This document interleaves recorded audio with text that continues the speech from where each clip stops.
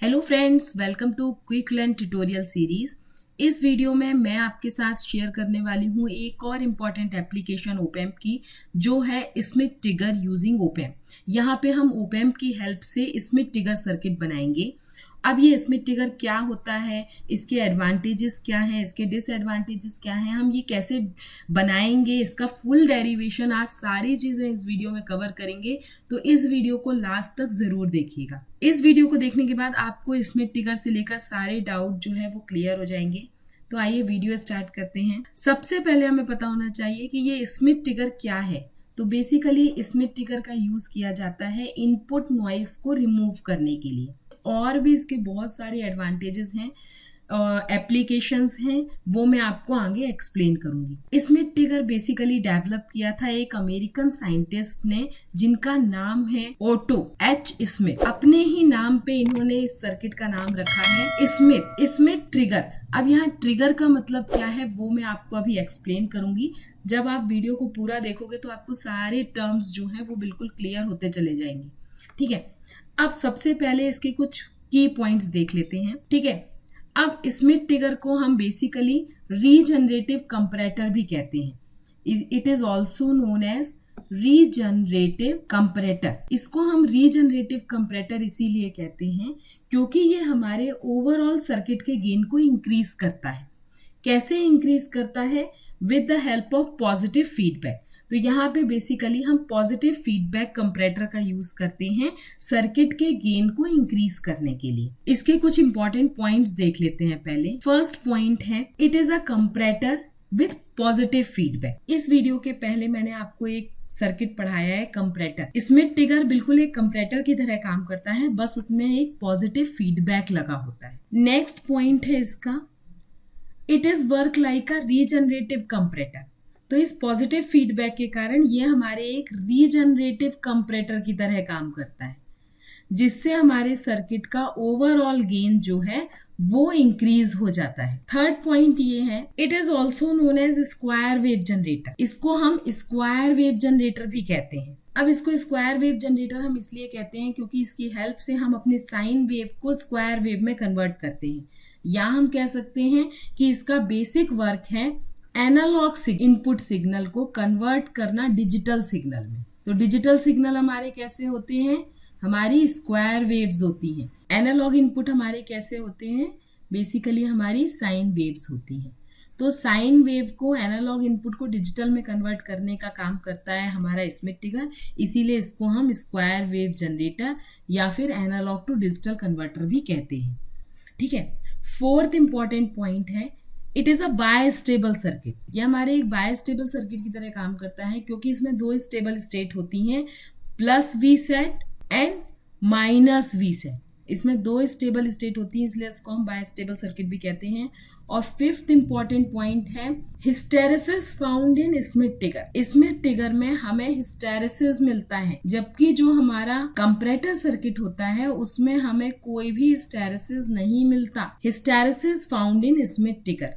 तो हिस्टेरेसिस किस में मिलता है? जब हम पॉजिटिव फीडबैक कंपैरेटर में लगाते हैं तो हिस्टेरेसिस मिलता है, जबकि जो ओरिजिनल कंपैरेटर सर्किट होता है उसमें हमें कोई भी हिस्टेरेसिस नहीं मिलता। अब ये हिस्टेरेसिस क्या होता है, ये सारे पॉइंट मैं आपको वीडियो के दौरान क्लियर करूंगी, तो वीडियो लास्ट तक जरूर देखिएगा। अब मैं यहाँ पे आपको डेफिनेशन एक्सप्लेन कर देती हूँ स्मिथ ट्रिगर की। तो स्मिथ ट्रिगर कहता है, the output voltage change it's state whenever input voltage exceeds certain voltage level। यानी आउटपुट वोल्टेज तब अपनी स्टेट को चेंज करेगा जब इनपुट वोल्टेज एक सर्टेन वोल्टेज लेवल से एक्सीड होगा। इस वोल्टेज लेवल को हम कहते हैं threshold voltage. This voltage is called threshold voltage. Output voltage कब चेंज होगा? जब भी हमारा इनपुट वोल्टेज एक सर्टेन वोल्टेज लेवल को एक्सीड करेगा। ठीक है, एक सर्टेन वोल्टेज लेवल से ज्यादा होगा तो हमारा आउटपुट वोल्टेज चेंज हो जाएगा। ये वोल्टेज लेवल क्या कहलाते हैं? ये हमारे थ्रेशोल्ड वोल्टेज लेवल्स कहलाते हैं। अब जब भी हमारा input voltage level positive direction में एक्सीड करेगा तो उस वोल्टेज लेवल को हम कहेंगे VUT, अपर थ्रेशोल्ड वोल्टेज लेवल। और जब भी हमारा इनपुट वोल्टेज नेगेटिव डायरेक्शन में एक्सीड करेगा यानी इंक्रीज होगा तो उसको हम कहेंगे VLT, लोअर थ्रेशोल्ड वोल्टेज। मतलब यहाँ पे क्या हो रहा है, हमारा आउटपुट वोल्टेज तब चेंज हो रहा है जब भी हमारा input voltage certain voltage level को एक्सीड कर रहा है। यानी अगर हमारा इनपुट वोल्टेज अपर थ्रेशोल्ड वोल्टेज से ज्यादा हुआ या फिर लोअर वोल्टेज थ्रेशोल्ड वोल्टेज से ज्यादा हुआ, तब हमारा आउटपुट वोल्टेज अपनी स्टेट को चेंज करेगा। यानी जब भी अपर थ्रेशोल्ड वोल्टेज लेवल या लोअर थ्रेशोल्ड वोल्टेज लेवल को क्रॉस करेगा हमारा इनपुट वोल्टेज, तो आउटपुट वोल्टेज अपनी स्टेट को चेंज करेगा। तो ये कहलाता है, ये जो स्टेट ऑफ चेंज होता है वो कहलाता है ट्रिगरिंग। तो इसीलिए ये जो हमारे अमेरिकन साइंटिस्ट हैं स्मिथ, उन्होंने इसको ट्रिगरिंग सर्किट कहा, क्योंकि आउटपुट कब ट्रिगर होता है, चेंज करता है अपनी स्टेट को, जब इनपुट हमारा एक सर्टेन वोल्टेज लेवल को क्रॉस करता है। ठीक है, इसी से हम नॉइज रिमूवल भी करते हैं। ठीक है, क्योंकि जब भी हमारे इनपुट में अनवांटेड नॉइज आती है तो आप देखोगे हमारा इनपुट जो है वो बहुत हाई पीक देगा ऐसा, या फिर नेगेटिव डायरेक्शन में हमें ऐसी हाई पीक मिलेंगी। तो हम ये जो वोल्टेज लेवल बना लेते हैं, थ्रेशोल्ड वोल्टेज लेवल, उनसे हम ये करते हैं कि जब भी हमारा वोल्टेज इन दोनों थ्रेशोल्ड वोल्टेज लेवल से के बीच में होगा तो वो हमारा करेक्ट सिग्नल है, और इससे ऊपर अगर वोल्टेज होता है, सर्टेन वोल्टेज लेवल को क्रॉस करता है, तो वो हमारे नॉइज सिग्नल है, जिन्हें हमारा स्मिथ ट्रिगर रिमूव कर देगा आउटपुट में। तो ये हमारे डेफिनेशन हो गई। अब अपन इसका सर्किट डायग्राम देख लेते हैं। ये हमारा एक ओप एम्प है। मैंने आपको बताया कि ये बिल्कुल एक कंपैरेटर सर्किट की तरह काम करता है विथ पॉजिटिव फीडबैक। तो यहाँ पे ये इन्वर्टिंग, ये नॉन इन्वर्टिंग टर्मिनल है। इन्वर्टिंग टर्मिनल से हम अपना इनपुट वोल्टेज यहाँ पे अप्लाई करेंगे। तो यहाँ से हमने अपना Vin इनपुट वोल्टेज अप्लाई कर दिया, और जो नॉन इन्वर्टिंग टर्मिनल है वहां से हम अपना एक रेफरेंस वोल्टेज अप्लाई करेंगे। ये हमारा V1 वोल्टेज है, मान लीजिए ये R2 रजिस्टर है, और ये हमारा एक फीडबैक नेटवर्क है, ये है R1। तो ये हमारा कैसा फीडबैक है, ये हमारा एक पॉजिटिव फीडबैक है। इसीलिए हम कहते हैं comparator circuit with positive feedback हमारे स्मिथ ट्रिगर की तरह काम करता है। ठीक है, अब इसका आउटपुट वोल्टेज हमें क्या मिलेगा, आउटपुट वोल्टेज हमें मिलेगा AOL, open loop voltage gain, multiplied by VID, यानी differential input voltage. Differential input voltage क्या है, यहाँ पे मान लीजिए इस नोड का वोल्टेज है Vin, क्योंकि इस ब्रांच का तो Vin वोल्टेज है, और यहाँ पे ये वोल्टेज है V1 हम मान के चल रहे हैं। तो जो डिफरेंशियल इनपुट वोल्टेज हमें मिल रहा है VID, वो क्या मिल रहा है, AOL multiplied by V1 minus Vin, क्योंकि हमेशा हम पहले नॉन इन्वर्टिंग टर्मिनल वाला वोल्टेज लिखते हैं, फिर इन्वर्टिंग टर्मिनल का वोल्टेज लिखते हैं। तो हमने इसीलिए V1 माइनस Vin लिखा, तो हमें ये वोल्टेज मिलेगा। अब आउटपुट वोल्टेज की वैल्यू पॉजिटिव होगी कि नेगेटिव होगी, वो डिपेंड करेगा हमारे इस डिफरेंशियल वोल्टेज की वैल्यू पे। अगर हमारे V1 की वैल्यू ज्यादा होगी, यानी हमारे नॉन इन्वर्टिंग टर्मिनल का वोल्टेज ज्यादा होगा, तो हमारा आउटपुट वोल्टेज क्या होगा, पॉजिटिव होगा। ठीक है, और अगर हमारे Vin की वैल्यू ज्यादा होगी, तो ये हमारे नॉन इन्वर्टिंग टर्मिनल में वोल्टेज है, तो हमारा आउटपुट वोल्टेज जो है वो माइनस होगा। और कितना वोल्टेज हमें मिल सकता है मैक्सिमम, तो मैक्सिमम हमारा वोल्टेज होता है ओप एम्प के केस में प्लस V सेट से लेकर माइनस V सेट। इसीलिए मैंने अभी आपको बताया था कि जो ओप एम्प होता है उसमें बाय स्टेबल स्टेट होती हैं, दो स्टेबल स्टेट होती हैं, प्लस V सैचुरेशन से माइनस V सैचुरेशन तक। तो ये किस पे डिपेंड करेगा, ये हमारे डिफरेंशियल इनपुट वोल्टेज पे डिपेंड करेगा। सबसे पहले हमें यहाँ कैलकुलेट करना है V1 की वैल्यू। तो V1 की वैल्यू, इस नेटवर्क को आप देखिए और इसको सॉल्व कर लीजिए। इस नेटवर्क को हम दो तरीके से सॉल्व कर सकते हैं, एक तो आप KCL लगा के कर सकते हो, या फिर हम वोल्टेज डिवीजन रूल का भी यूज कर सकते हैं। वो ज़्यादा एफिशिएंट मेथड है, बहुत कम स्टेप में आपका आंसर आ जाएगा। ठीक है, तो V1 निकालने के लिए V1 इक्वल टू, यहाँ पे देखिए V1 वोल्टेज इस ब्रांच में है, इस वाले ब्रांच के अक्रॉस वोल्टेज V1 है, इस रजिस्टर के अक्रॉस R2। तो सबसे पहले वोल्टेज डिवीजन रूल में हम क्या करेंगे, R2 जिस रजिस्टर के अक्रॉस वोल्टेज निकालना है divided by total voltage R1 plus R2 multiplied by output voltage. अगर हमारा आउटपुट वोल्टेज, ये देखिए यहाँ पे हमने माना कि अगर हमारा output voltage plus V set के इक्वल है, if V output equal two plus V set, तो V1 की वैल्यू क्या आएगी, R2 upon R1 plus R2 plus V set. ठीक है, और ये जो वोल्टेज होगा उसको हम मान के चलेंगे कि ये हमारा अपर थ्रेशोल्ड वोल्टेज है इस टाइम पे। अगर case 2, if V output equal to minus V set, अगर हमारा output voltage minus V set है, उस केस में क्या होगा, V1 equal to R2 upon R1 plus R2 minus V set, ये हमारा आउटपुट वोल्टेज आ जाएगा। तो ये वोल्टेज की वैल्यू हमारी क्या कहलाएगी, VLT, लोअर थ्रेशोल्ड वोल्टेज। तो यहाँ पे हमने अपना लोअर थ्रेशोल्ड वोल्टेज भी निकाल लिया और अपर थ्रेशोल्ड वोल्टेज भी निकाल लिया। ये हमारा है अपर थ्रेशोल्ड वोल्टेज, ठीक है, और ये हमारा है लोअर थ्रेशोल्ड वोल्टेज। अब नेक्स्ट स्टेप में हम सबसे फर्स्ट केस ले लेते हैं, केस 1, ठीक है, जहाँ पे हमारा output voltage plus V set के इक्वल है, ये हम मान के चल रहे हैं।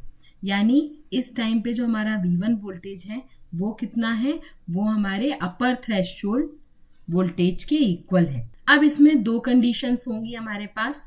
दो कंडीशन क्या होंगी, फर्स्ट कंडीशन है इफ, फर्स्ट केस में if Vin is smaller than VUT, जब हमारा इनपुट वोल्टेज हमारे अपर थ्रेशोल्ड वोल्टेज लेवल से कम है, तो हमारा आउटपुट वोल्टेज क्या आएगा, V output voltage equal to, देखिए यहाँ पे हमें मालूम है कि जो एम्पलीफायर का गेन है, V आउटपुट है, वो किस पे डिपेंड करता है, हमारे इनपुट वोल्टेज के डिफरेंस पे, यानी हमारे V1 माइनस Vin की वैल्यू पे। यहाँ पे क्या है, Vin स्मॉल है VUT से, और VUT V1 के बराबर है, यानी Vin स्मॉल है तो V1 लार्ज है, तो हमारा आउटपुट वोल्टेज किसके इक्वल आएगा, प्लस V सेट के।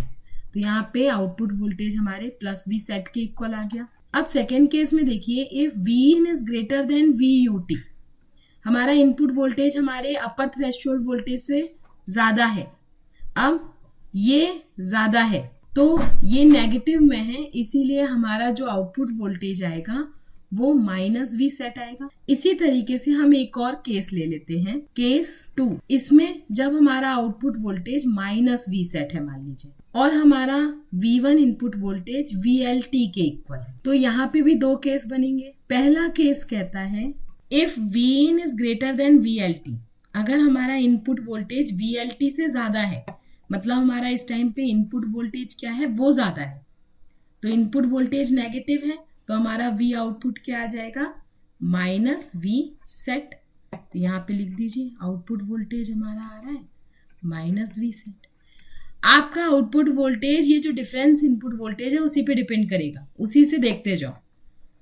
सेकेंड केस है if V input voltage is smaller than VLT, तो आउटपुट वोल्टेज क्या आएगा, आप लोग बताइए, वीडियो को पॉज करो और आप लोग बताओ।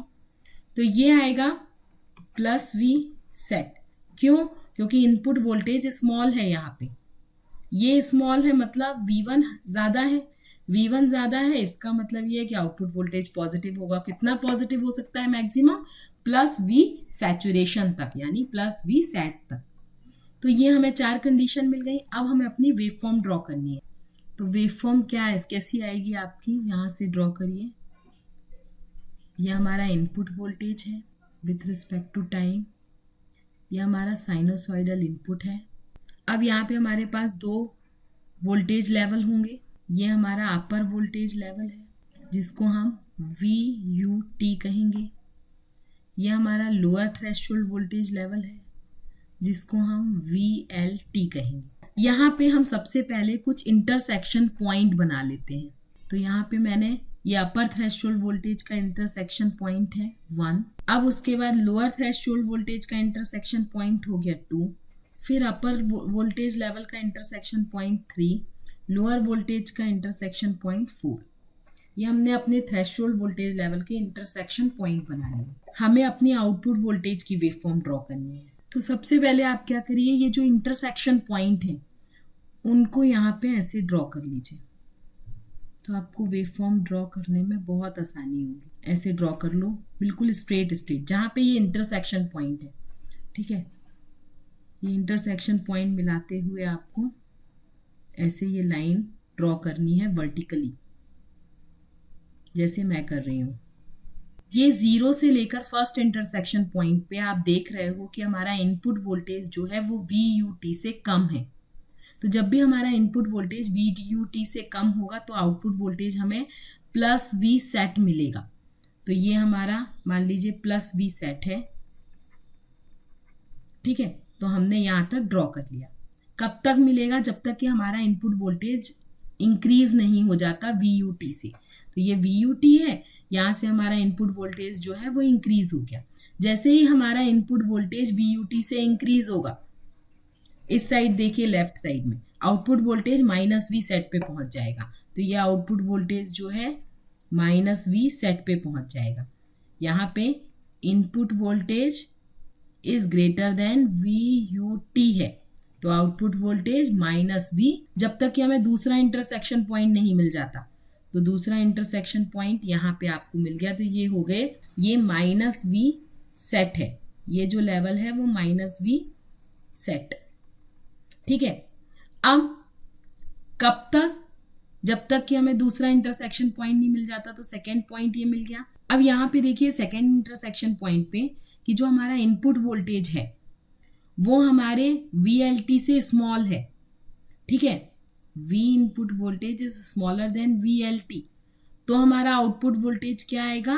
Plus V saturation, V output plus V set हो जाएगा। तो यहाँ से हम यहाँ तक जाएंगे प्लस V सेट, और यहाँ में output voltage next intersection point तक हमें प्लस V सेट मिलेगा। अब नेक्स्ट इंटरसेक्शन पॉइंट पे देखिए हमारा इनपुट वोल्टेज फिर से VUT से ज़्यादा है, तो input voltage is greater than VUT, तो आउटपुट वोल्टेज क्या मिलेगा? -V set. तो हम फिर यहाँ से -V सेट पे आ जाएंगे। कब तक? नेक्स्ट इंटरसेक्शन पॉइंट पे। अब नेक्स्ट इंटरसेक्शन पॉइंट पे आप देखोगे कि हमारा VLT की वैल्यू ज़्यादा है हमारे इनपुट वोल्टेज से। जब VLT की वैल्यू ज़्यादा होती है इनपुट वोल्टेज से, तो ये वाला केस देखिए, हमें V output voltage plus V saturation मिलता है, तो फिर हम प्लस V सैचुरेशन में चले जाएंगे। तो इस टाइप का एक ग्राफ ड्रॉ होगा, इस ग्राफ को हम कहते हैं, इस टाइप का एक ग्राफ ड्रॉ होगा, और ये ग्राफ हमें बता रहा है कि हमारा स्मिथ ट्रिगर जो है वो एक स्क्वायर वेव जनरेटर की तरह काम करता है, यानी यहाँ आउटपुट में हमें एक स्क्वायर वेव मिल रही है। नेक्स्ट इसका ट्रांसफर कैरेक्टरिस्टिक कर्व देख लेते हैं, ठीक है। तो ट्रांसफर कैरेक्टरिस्टिक कर्व आपका कुछ किस टाइप का बनेगा? ये देखिए, ये ट्रांसफर कैरेक्टरिस्टिक कर्व है हमारे स्मिथ ट्रिगर का। इसमें हमारे पास दो थ्रेशोल्ड वोल्टेज हैं। इनपुट वोल्टेज को हमने एक्स एक्सिस में शो किया है, आउटपुट वोल्टेज हमारा वाई एक्सिस में है। यहाँ पे जो अपर लाइन देख रहे हो वो हमारी प्लस V सेट की लाइन है, जो लोअर लाइन है वो हमारी -V सैचुरेशन की लाइन है। यहाँ पे हमारे पास दो थ्रेशोल्ड वोल्टेज लेवल है, VLT और VUT। जब भी हमारा इनपुट वोल्टेज स्मॉलर देन होगा VLT से, तो हमारा आउटपुट वोल्टेज हमें क्या मिलेगा? प्लस V सेट, ठीक है। ये इनपुट कंडीशन में हमें अपना output voltage plus V set मिलता है। यहाँ पे ये जो 4 कंडीशंस मैंने बताई थी उनमें भी आप देख लीजिए। V input voltage is smaller than VLT, the output voltage is plus V set, ठीक है। यहाँ पे देखिए, जैसे ही हमारा इनपुट वोल्टेज स्मॉलर देन होगा VUT के, अपर थ्रेशोल्ड वोल्टेज के, तो output voltage plus V set मिलेगा हमें। यही वाली कंडीशन से देखिए, V input voltage is smaller than VUT होगा तो भी output voltage plus V set मिलेगा। इसी तरीके से हमारी दूसरी कंडीशन ये है कि जैसे ही हमारा V input voltage greater than होगा VUT के, आउटपुट वोल्टेज -V सेट हो जाएगा। और जैसे ही हमारा इस लाइन पे देखिए इनपुट वोल्टेज ग्रेटर देन होगा VLT से, तो हमारा आउटपुट वोल्टेज क्या हो जाएगा? -V set. तो इस तरीके से ये हमारा एक कर्व ड्रॉ हुआ है, और ये वाला जो पोर्शन कहलाता है दोनों थ्रेशोल्ड वोल्टेज के बीच का, उसे हम कहते हैं डेड बैंड। इसको हम डेड बैंड क्यों कहते हैं? इसीलिए कहते हैं क्योंकि there is no change in the output voltage, यहाँ पे आउटपुट वोल्टेज बिल्कुल भी चेंज नहीं हो रहा है, इसीलिए इसको हम डेड बैंड कहते हैं। अब डेड बैंड की डेफिनेशन आप लिख सकते हो, the region between VLT and VUT is called dead band and the voltage in the dead band is called hysteresis voltage. और जो वोल्टेज होता है डेड बैंड में उसको हम हिस्टैरिसीस वोल्टेज कहते हैं, VHV। ये कहलाता है VUT माइनस VLT। तो डेड बैंड की डेफिनेशन क्या हो गई, the region between two threshold voltage level VUT and VLT is called dead band. और हिस्टैरिसीस वोल्टेज क्या कहलाता है, the difference between upper threshold voltage and the lower threshold voltage is called hysteresis voltage. इस voltage की value होती है 2V set R2 upon R1 plus R2। ये hysteresis क्या कहलाता है, ये जो एक्शन है डुअल थ्रेशोल्ड वोल्टेज का, इस एक्शन को हम कहते हैं हिस्टैरिसीस। ठीक है, और इसी एक्शन के कारण हमारा जो नॉइज सिग्नल है वो आउटपुट में रिजेक्ट हो जाता है। जो भी इनपुट नॉइज है वो हमारा स्मिथ ट्रिगर आउटपुट में रिजेक्ट कर देता है, इसीलिए इसको हम कहते हैं कि नॉइज सिग्नल रिमूवर के लिए भी हम स्मिथ ट्रिगर का यूज करते हैं। अब अपन इफेक्ट ऑफ हिस्टैरिसीस देख लेते हैं कि हिस्टैरिसीस से क्या इफेक्ट पड़ता है। तो पहला इफेक्ट पड़ता है नॉइज इम्यूनिटी इज इम्प्रूव्ड, हमारे सर्किट की नॉइज इम्यूनिटी बढ़ जाती है। ठीक है, response time reduces, false triggering due to noise is reduces. तो ये कुछ इफेक्ट हैं हिस्टैरिसीस के। तो होप आपको पूरा वीडियो समझ में आया होगा। अगर वीडियो समझ में आया हो तो इसे लाइक करें, सब्सक्राइब करें और ज़्यादा से ज़्यादा फ्रेंड्स के साथ शेयर करें।